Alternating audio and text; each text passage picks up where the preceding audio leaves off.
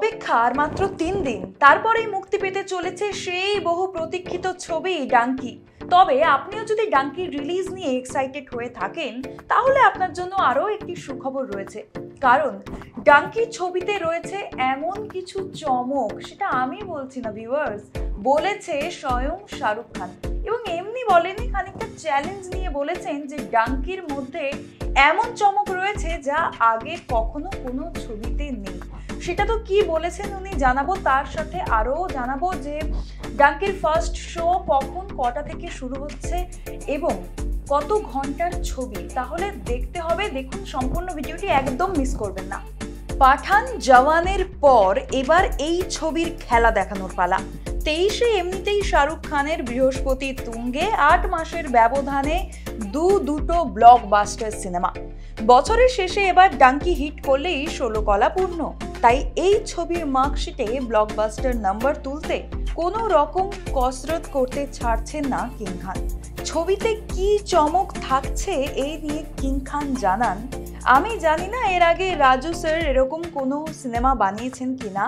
আমরা যখন ছবিটা শেষ করে প্রথমবার দেখলাম, মনে হলো রাজু স্যার একটা ভিন্ন স্বাদের লাভ স্টোরি বানিয়ে ফেলেছেন।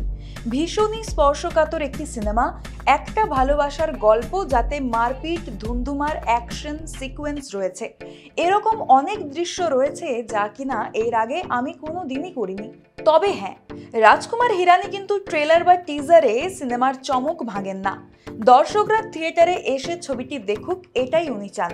এই ছবিতে আবেগ, কমেডি অনেক কিছুই আপনারা দেখতে পাবেন, আর এমন একটা সিনেমা ইনশাল্লাহ আপনাদের সকলের ভালো লাগবে।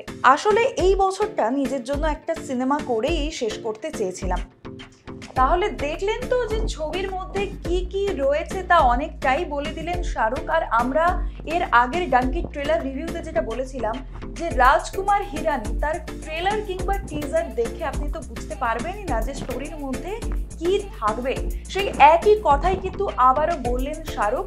এবার আসি যে ডাঙ্কির এই ছবি যে মুক্তি পাচ্ছে, তার শো টাইম কখন আর কত ঘন্টার এই ছবি। তাই আপনি যে যাবেন ছবি দেখতে, মুভিটি দেখতে বা টিকিটের প্রি বুকিং করবেন, তার আগে দেখুন প্রতিদিনটি। শাহরুখ খানের ডাঙ্কি প্রথম শো পাচ্ছেন 5টা 55 মিনিটে।